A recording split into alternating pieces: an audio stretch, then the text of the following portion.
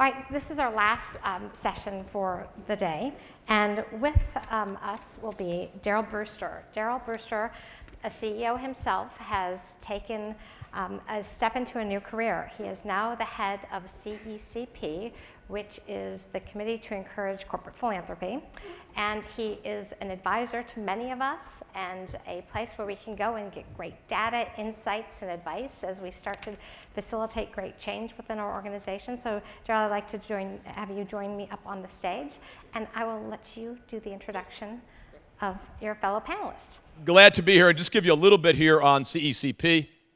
As we talk about leadership from the boardroom, CECP was started by Paul Newman and several CEOs about 15 years ago with the belief that corporate America and really leading corporations around the world could truly be a force for good in society, could and should be a force in society. Today, we have some 200 participating companies, annual revenues approaching $8 trillion. So on a GDP basis, it would be U.S., China, CECP companies. So it's big companies in big scale around the globe. We find a lot of trends that we talk to business. 4 just quick trends that we're seeing that are really changing. One is consumers who care, and it really matters to them the products they're buying. Nielsen just finished a study, 43% of consumers would pay a premium price for a product that they came from a company or a brand that really cared. We're also finding that investors are starting to see the benefit of socially responsible companies, both in terms of dollars being invested, as well as showing that value created as companies kind of do the right thing. As we say, would you rather invest in a responsible or an irresponsible company? Third is employees, and you guys have heard a lot about that now, but they really do care about the companies they work for, particularly millennials. And finally, a Edelman study on the government showing that 65% of citizens believe it will be business that solves the world's problems. Only 15% expect government to do so. So big factors that have changed here over the last number of years. We also do an annual corporate giving study. I will say that despite the slow economy, we are seeing companies contribute more. What we're kind of calling philanthropy or societal investment is going up. A lot of non-cash and employee investment is a major increase. And an increase in strategic focus, and we'll hear about that from Mike as well. We, in fact, I used to be in the cookie business. I guess we're making cookies there. The ingredients for successful innovation and a successful strategy in societal investment, 4 areas we see over and over again. By the way, these are the same I saw when I was a CEO and running a company, but it's about having a strategic connection to what the business is all about. It's about being innovative. You know, the answers may have not been here yet before. It's about partnering and collaborating with other folks. It is about measurement not for measurement's sake, but measuring so you can get better and improve. And absolutely critical, because this is an investment in the future, is CEO engagement. And with that in mind, I am delighted to introduce the CEO of DIRECTV, Mike White. Mike is a dynamic leader, grew up, went to Boston College in his early days. And then Johns Hopkins, degree in international relations, worked at Arthur Andersen, worked with Avon, in the consulting fields, and then spent a career as a CFO at Pepsi, and then ran businesses around the globe. In fact, I think we competed for a while. He ran Pepsi, Frito-Lay Europe when I was running Nabisco, and over the last few years has become the president, CEO, and chairman of the board of DIRECTV. And you'll see a real sense. Mike, let's give him a big round of applause.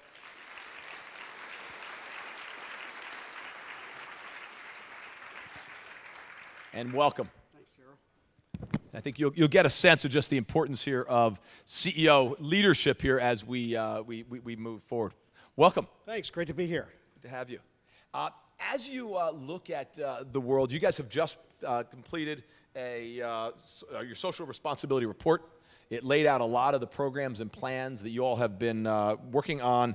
Can you tell us about the journey? I mean, you've been now since 2010 at DIRECTV, the journey that you all have gone through. Yeah, we've got a terrific couple folks that have really led the journey in the back of the room. Joe Bosch, our head of human resources, Caroline Leach, who's corporate communications and corporate citizenship, and probably the prime mover, Tina Moorfield, is director of corporate citizenship, that has kind of been with me the whole journey. You know, when I came to DIRECTV from PepsiCo, I mean, the concept of you can't have a healthy business community if you don't have a healthy community was pretty common for me coming out of Avon and PepsiCo, particularly running international. I guess, you know, when you travel the world and you get to see not everybody lives in Menlo Park or Beverly Hills or Greenwich, Connecticut, and there's a whole other world out there with enormous societal challenges.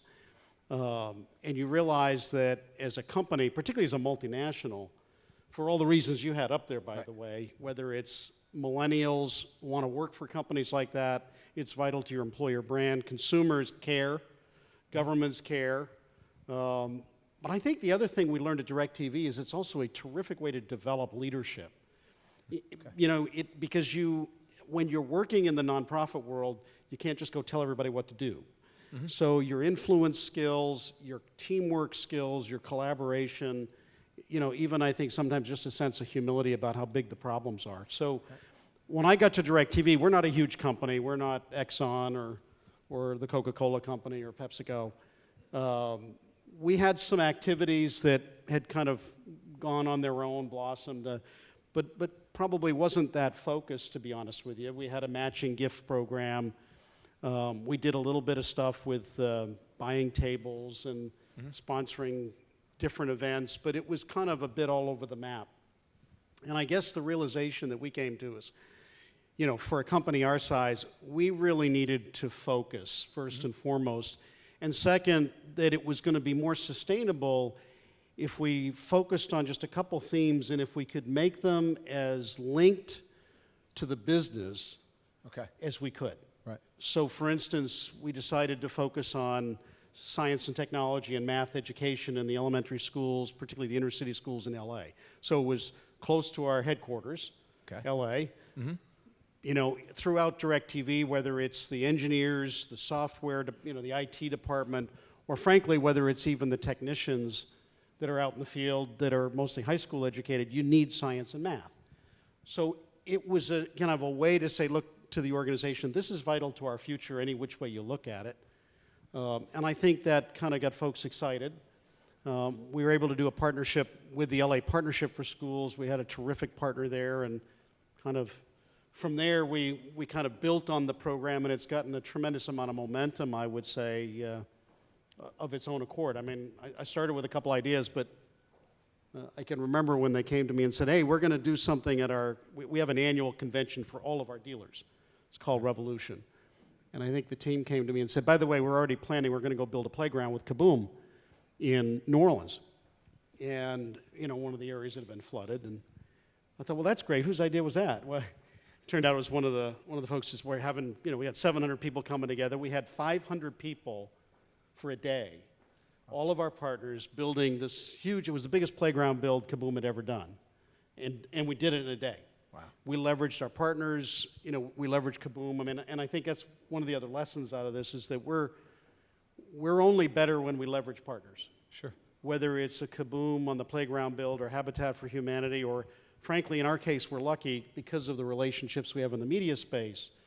You know, we went and did I took my senior team to renovate a school in one of the parts of Watts, and part of the surprise at the end of the program was Oprah Winfrey showing up to do a talk to the kids. Oprah.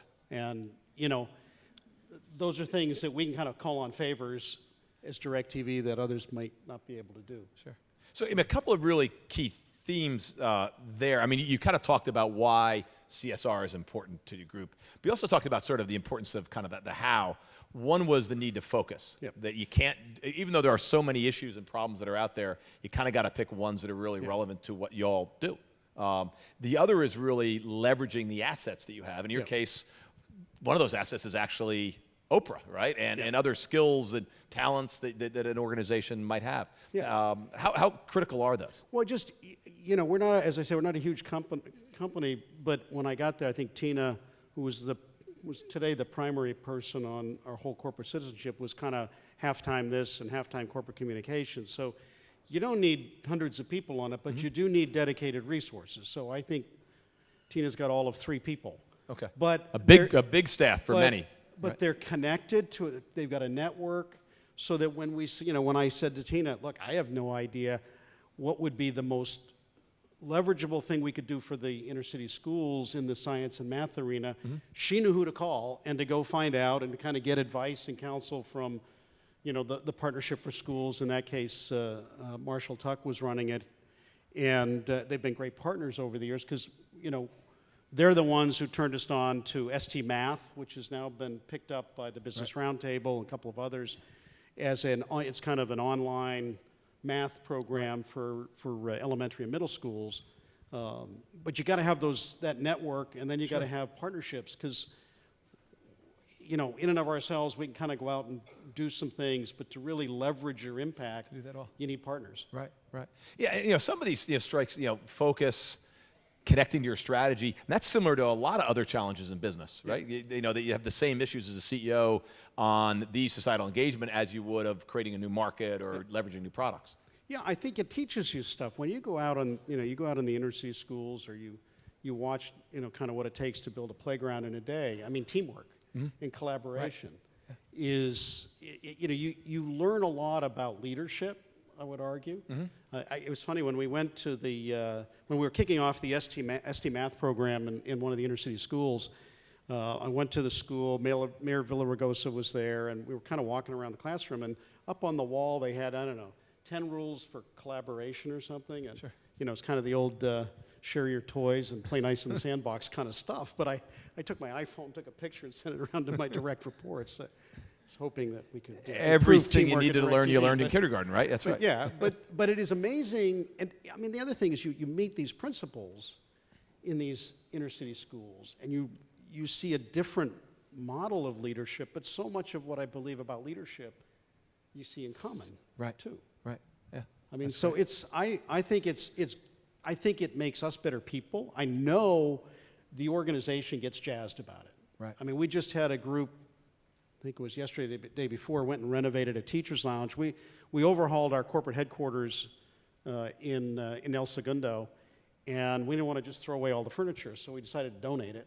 So we donated it to a school so we could overhaul the teacher's lounge. This was a school for kids with disabilities. And, people are genuinely touched when they go and do this. And I just think it grounds you as a person and as a leader in a way you wouldn't necessarily get, in another in this area, and there's a number of CEOs we get to work with that truly get it, right? And they really are engaged, and they realize this is not just part of what you do as a CEO. You're in a unique position to really make a difference in the world. Did you have an aha moment along the way that just said, this is something that I'm going to put my own personal mark on. We're going to go out and we're going to make a difference? Probably for me at PepsiCo, when I was running Frito-Lay Europe, Africa, Middle East, we had a big snacks business in South Africa. And we had a plant that made potato chips and cheese puffs and tortilla chips. And I went down, and they were trying to explain to me some of the unique hygienic challenges when they bring new workers on. They don't know enough to wash their hands coming from the bathroom, whatever else. And they came to me and said, we want to hire 2 full-time nurses, and we want the okay to give out free condoms. Now, this was a decade ago, okay? And I'm like, the business is going to give out free condoms? I mean, how does... Well, then they took me through what's happening with AIDS in South Africa. So this was 2001. And all of a sudden you realize the kids are going to be orphans, and I mean, it had to do with your workforce. Right. So there was a direct connection, but you couldn't get people to get tested. But by hiring these 2 nurses who were, very, very good at finding ways to get folks to assure them it's going to be confidential and that it's in their interest to get tested. Because, you had the president of the country saying some kind of rather foolish things about AIDS back then in South Africa. But for me, it was like, I never would have thought of a business giving out free condoms and kind of advice and counsel on AIDS back then, but it was pretty clear. It was fundamental to the workforce needs of the business. And in that particular culture, it's a complicated subject. Sure. So I suppose it's kind of started there, and kind of when I got to DIRECTV, it was, let's do something. I mean, let's make a difference. Right. Let's do something more than just make a profit. And I think it was for all the reasons that you had up there, but it's been amazing to see our org health scores have never been higher. Okay. With the work that we're doing. We've grown the program year in and year out. It's got a life of its own. And, I think it's that balance that the professor was talking about where, we try and give them a little bit of framework on theming, but then give them a lot of room to kind of decide what each team wants to do. And, we did a renovation with the East LA Women's Center. This is the first Hispanic women's center for abused Hispanic women in East LA. Again, one of the reasons we do this stuff, the technicians we have are really, unlike me, are really handy around the house at a renovation. Plus, we can put in a new TV and a few other things. We went and did the job. And to be honest with you, most of the people that were doing the work were DIRECTV technicians who make $50,000 a year. I showed up, I worked for an hour, yeah. I mean, a bunch of the white-collar workers were there, but it was the technicians who took it over and made it their own. And I didn't know anything about it, and I don't know, a month later, someone said to me, did you know that the technicians went back for Thanksgiving and brought 50 turkeys because they were so touched by the work they did? Sure. So it gets a life of its own because, all of a sudden, people kind of feel they're part of a community, and it matters that they can make a difference. That's terrific. Now, as a CEO, and you've talked about some of what you've brought, but what are the real challenges that you face in terms of both rolling out a program like this, really kind of building it and sustaining it over time? Well, I think it's a dual challenge. One is some of the societal problems are really, really hard. They don't lend themselves to sound bites on either MSNBC or Fox or in Washington, D.C., and the solutions are really tough. And so, making sure that you're measuring stuff so you know whether you're making progress, that you're, second of all, that you don't get fragmented trying to do too many things, because in some ways people get excited about it and they want to do more, and that's good. But, I don't have any problem getting new ideas out of Tina or the other, kind of, even as I said, the field is off on their own. This thing's got it's got its own life. Right. But keeping it focused, I think, because you want to make a difference. And so we've tried to say, let's make sure we're continuing to invest in science and math, elementary, middle schools. Let's get LA right. We've started to branch out now into Denver, where we have a big office. New York is kind of we have another office in New York.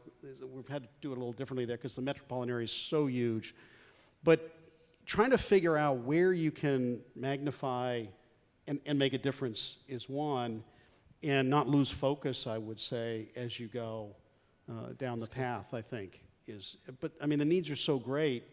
It's how do you keep focused but keep making progress. You also talked about the importance of collaboration. That's just so critical in this area. Now, Mike, for those who know, probably had one of the most difficult jobs in the world because you headed up the Snack Venture Worldwide, which was a joint venture between Pepsi and General Mills, which is not easy to bring these two corporate cultures together, and which did extremely successful. Are there lessons learned there as you think about collaboration with your group and partnering with other organization that's valuable? Well, I just think every time I go out with one of these, I learn something. You walk a mile in somebody else's shoes. You spend a day or a half a day in a different environment with a different group of people. You get to know your team better. You got to listen. It helps to listen. I think you build bonds and relationships that you wouldn't otherwise get in the workforce when you show up 9 to 5, whatever, and go home. But, I think it's, look, I think it starts, you've got a common mission, which is we're either going to renovate this school today, or we're building a playground, or, a bunch of us went and worked in a food kitchen in Vegas because we had too many people sign up for the playground build. So we kind of had to divide it up. But, you learn something, you kind of realize how lucky you are, and with the education you've got and with the opportunities you have. And I think it's humbling, and I think it just makes you a better leader because you're more grounded. I think you have a better perspective, and I'm a huge believer that, anybody who thinks they've got it all figured out, these are complex challenges, but you also can't just go tell everybody what to do, and yet you want to be organized. I think to the Right. scaling point earlier, we organized an assembly line when we were filling bags in Vegas, and it was, I had a chat with the guy running it, and he'd come from Dallas. I said, tell me, what's the difference between the biggest food kitchen in Dallas and here? And he says, night and day, because of the collapse of the economy in Vegas and what had happened, and Right. they were still sending kids home on Fridays, 5,000 or so meals in a bag. So, Right. anyway. That's great. The one comment you had made earlier is about measures and metrics, and it's an area that's talked a lot about in the social space, and measures, and particularly as people get involved with corporate activities. What's your philosophy on that? Well, I think if you want to get something done, you got to measure it. But by the same token, I also believe in something called a balanced scorecard, which is, you can't overly focus on one metric on anything.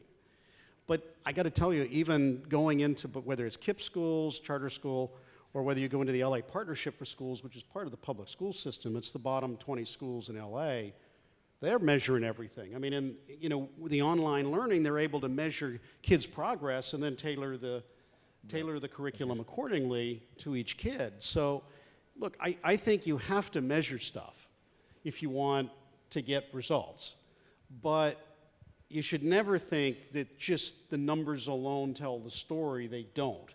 And you got to have a balanced scorecard, if you will, and looking at, are you building engagement? Are you bringing the kids along? I mean, there's not just a symbol profit number. Sure, not that sure. simple. Right. Because you want it to be sustainable. And I think if there's one lesson we've learned in business after the collapse of the mortgage industry, is be careful about measuring just one number. Right. You got to look for sustainability beyond green and other stuff. I mean, just looking for business strategy to be sustainable, the same thing here, I think. Sure. No, powerful. Measures as a means to an end, not Yeah. the end, as we think through it. Yeah. So, I mean, great progress you've come in over the last few years at DIRECTV, building off the strength that you've had. What's next for DIRECTV? Well, where do you see it? first of all, we review our plans with our board of directors once a year. I think that helps from a sponsorship and support standpoint with our board. They're very enthusiastic in support of what we're doing. We put out our first report, I think it was a year and a half ago. Didn't do it publicly because we wanted to walk before we run. Sure. But our newest one will be out in another week, and it will be public.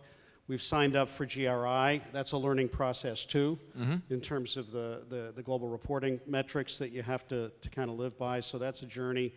But I think what you find is it becomes more and more just part of how you do business. If you want to have a values-based culture, and that's certainly important to us at DIRECTV, then this just becomes part and parcel of who we are and how we do business. It's not an option. It's not a sidelight. We have linked it to our green sustainability, we call it televisionary efforts, which is a part and parcel of what we're doing as well on the corporate citizenship side. But, I just think you can't have a healthy company if you don't have a healthy community. And frankly, communities, some of the social challenges are so big, they need all our help. And then some. And so I think we have an important role to play, and I think we have unique skills, that we can bring to the party in business, and certainly at DIRECTV, at least our technicians are a lot better with a hammer and nail than I am. So anyway. No, that's terrific. That's terrific. Any other comments you'd like to kind of share for the group here? Great progress that you all have made that are kind of helpful. I mean, we have many people here are dealing with CEOs, right? And they're trying to figure out how to convince them to invest more or to provide new programs, plans. What really helps you that you sounds like you and the team have really made some major strides. What really helps you to make those calls and decisions? Well, I mean, I rely on Tina and Caroline and Joe for advice and counsel, but it starts with having a supportive CEO, I think, that sees it as this is important. Because if it's not important, then it doesn't get on the agenda. But I think that you got to stay focused, and I think the fact of the matter is, even if you're a small company, you can make a difference. As I said, we got all of 3 people. The amount of money that we do in cash is single-digit millions. It's not, it's not huge. Right. But it's really, to me, it's part. I almost think of it not as a philanthropic budget. It's part of my leadership development budget. Right. It's part of our community relations and public relations budget for a brand like DIRECTV that's important for our brand. So it's not just a nice to do. It's part and parcel of who we are, our values, and I think the capabilities that we have. And I got to tell you, with millennials, if you want to recruit and retain millennials, you better be, you better be buying into this, because they demand it. They insist on it. And it's not optional. Right. It's not just the right thing to do, but I think it's part and parcel of the more you can tie it into a business strategy or an area where the business can make a unique contribution. Like in our case, we thought science, technology, and math, or our technician workforce, which is good with a hammer and a screwdriver. Those are the kinds of things where you can leverage with that and your partnerships. It becomes really part and parcel of your business and your business strategy, not some hobby. Right. Yeah. And I think we're seeing that across CECP, many of our companies, we're beyond philanthropy. Philanthropy is nice, it's good stuff, but this is beyond that. This is part of a business strategy where companies are being, as Paul Newman said, truly a force for good in society. Well, this is terrific. We appreciate your thoughts and Thanks, comments, and appreciate it. Nice to be flying with you. on up here to share those with us. Thanks very much, you. guys. Very good. Good stuff. That was great.